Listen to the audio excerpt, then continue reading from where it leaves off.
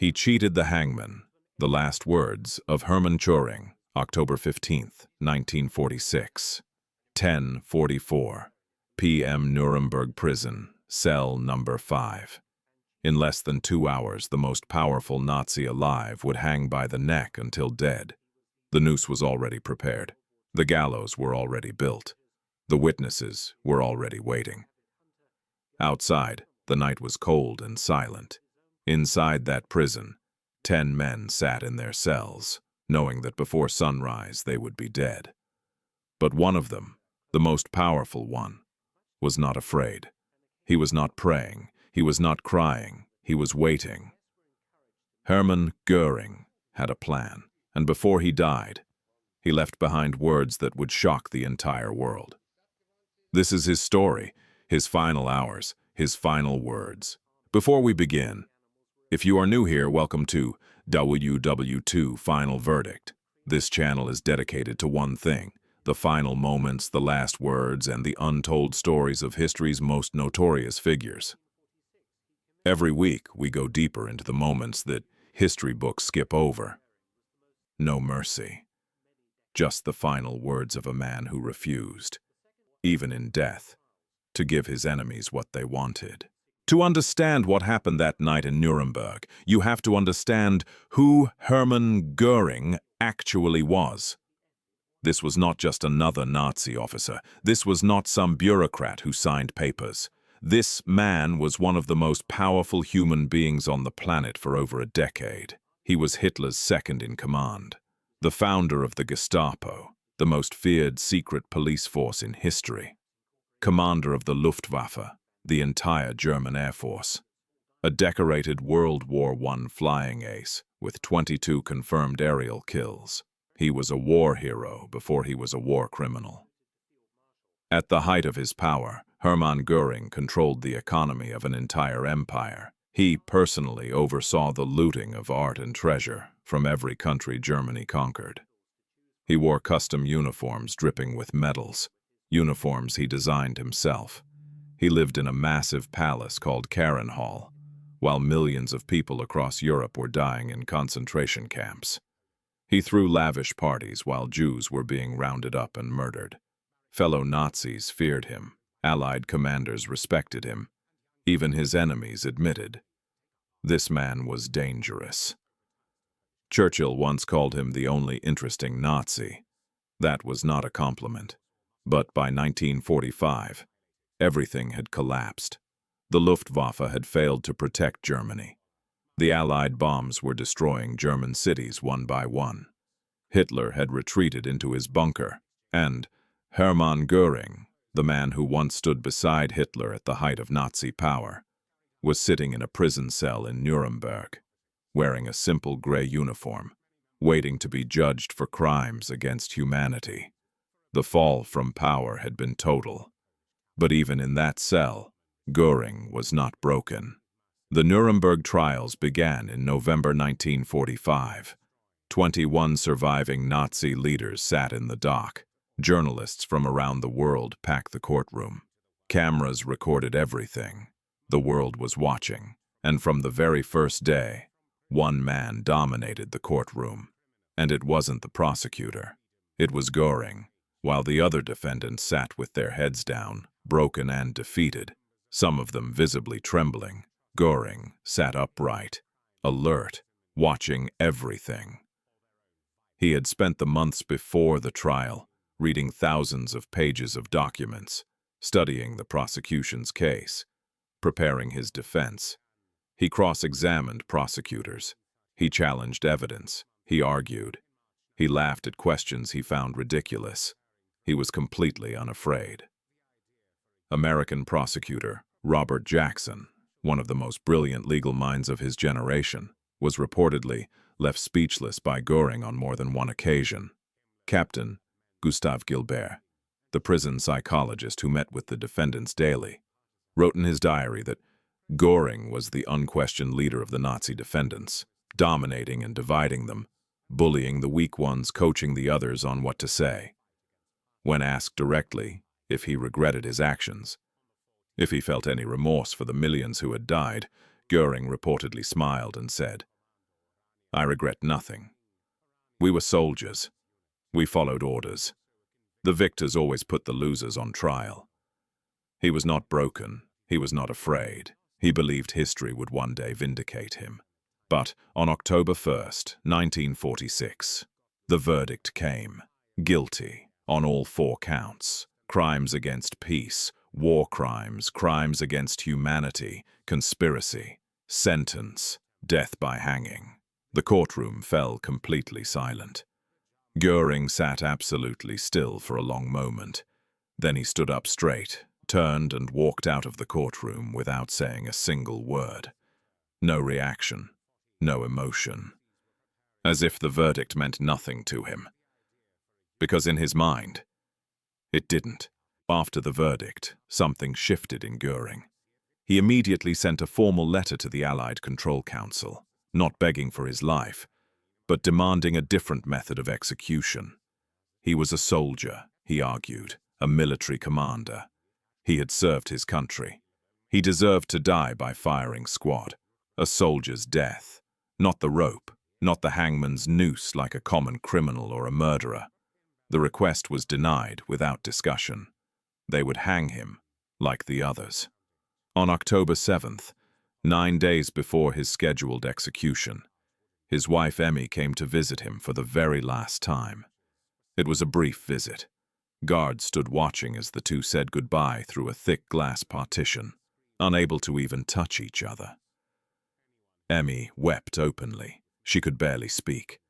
Göring looked at her steadily. He did not cry. He leaned as close to the glass as he could and whispered to her quietly, "Don't worry.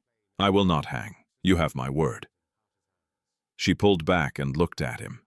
She didn't understand what he meant. How could he possibly promise that? But Göring just held her gaze, calm, certain, almost peaceful. That was the last time they ever saw each other.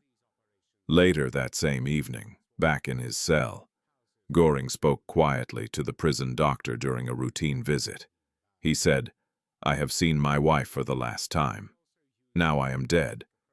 But he said it without sadness, without panic, calmly, deliberately, as if he had already made peace with everything, as if he already had a plan that no one else knew about. Here is something history almost buried, something that was not fully understood until decades after Nuremberg. Since the very moment of his arrest in May 1945, through his entire imprisonment, through hundreds of searches, through every single day of the Nuremberg trial, Hermann Göring had been carrying a secret. Hidden inside a small brass cartridge, roughly the size of your thumbnail, was a glass vial of potassium cyanide, enough to kill a man in seconds. How he kept it hidden for so long, through so many searches, remains one of the great mysteries of Nuremberg. Then, in 2005, nearly 60 years after the executions, an elderly American man came forward with a confession that stunned historians. His name was Herbert Lee Stivers. He was 78 years old, and he said he had been living with a secret for almost his entire adult life. Stivers had been a young American guard at Nuremberg prison in 1946. He was just a teenager, barely old enough to be in the army. He told reporters that 2 mysterious men, he never found out who they were, had approached him and asked him to pass small items to Göring, hidden inside a fountain pen. They told him Göring was sick and needed medicine. Stivers, young, naive, not suspecting anything, agreed. He passed the pen to Göring during a routine interaction. He had no idea what was inside. He only found out the truth on the morning of October 16th, 1946, when he woke up and heard that Göring was dead. He said he never told anyone for 60 years because he was afraid. Whether Stivers told the complete truth, whether the cyanide came through him or whether Göring had hidden it himself from the very beginning, nobody knows for certain even today. The mystery has never been fully solved, but what we do know is this: on the night of October 15th, 1946, that tiny glass vial was in Göring's possession, and he knew exactly what to do with it. October 15th, 1946. The last night. Outside Nuremberg prison, trucks had been arriving throughout the day carrying equipment, lumber, rope, the scaffolding for the gallows. The prisoners in their cells could hear everything, the sound of wood being sawed and hammered, the construction of their deaths happening just meters away. Some of the condemned men prayed, some wept, some lay on their beds, staring at the ceiling. Julius Streicher reportedly screamed through the night. At 10 p.m. exactly, guards completed their routine check of all the cells. They walked down the corridor, looked through each small window.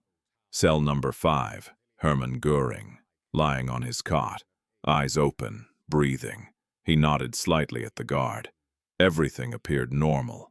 The guard moved on. The corridor fell silent again. 10:15 p.m. Another check. Göring still on his cot, still breathing. 10:30 p.m. The same. The prison was almost completely silent now. Just the distant sound of the night wind. And, somewhere, the creak of newly constructed wood. At 10:44 p.m., the guard reached cell number 5 again. He looked through the window. Hermann Göring was not moving. The guard opened the cell door. He stepped inside. Hermann Göring was not sleeping. He was dead. On the floor beside his cot, a small crushed brass cartridge, the broken remains of a tiny glass vial, and in the air, faint but unmistakable, the smell of bitter almonds, the signature scent of potassium cyanide. He had done it, exactly as he had promised his wife. He would not hang, not by their rope, not on their schedule, not as their prisoner. He had chosen the moment and the method himself, but before he died, he had left behind 3 letters. The letters were found carefully placed in his cell, as if he had written them slowly, deliberately, knowing exactly what he wanted to say. 1 letter, addressed to the Allied Control Council. 1 to the prison commandant. 1 personal note.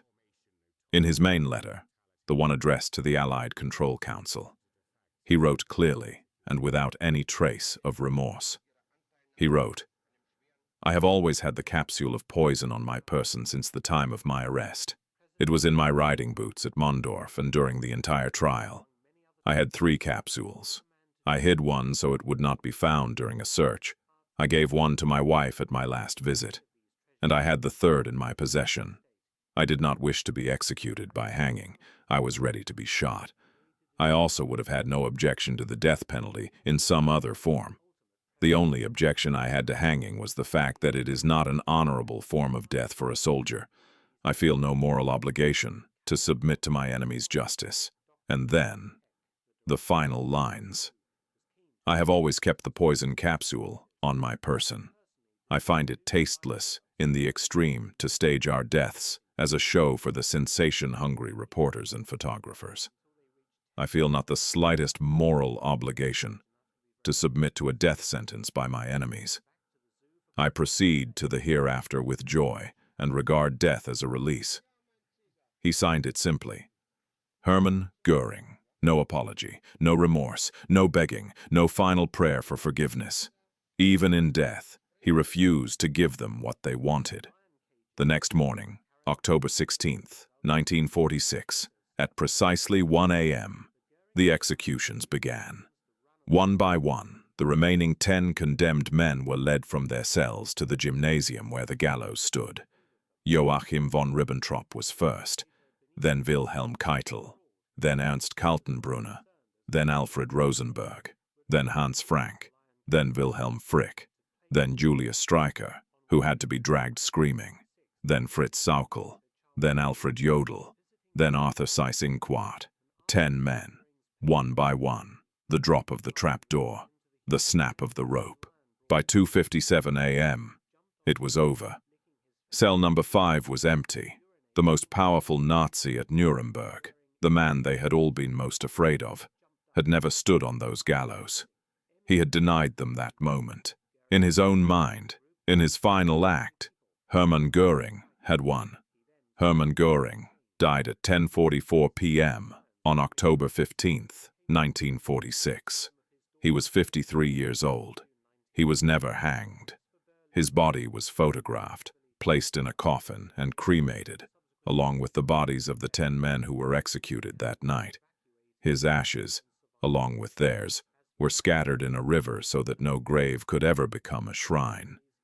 History has not forgotten him, not as a hero, not as a winner, but as a reminder of how far ordinary human ambition and cruelty can go when there is nothing left to stop it. His last words, written in that cold cell on his final night, remain one of the most chilling documents of the entire Nuremberg era. The words of a man responsible for unimaginable suffering, who faced death not with regret, but with defiance. If you want to know what the other Nazi leaders said in their final moments on those gallows, their last words, their last prayers, their last reactions as the trapdoor opened beneath them, that story is coming next.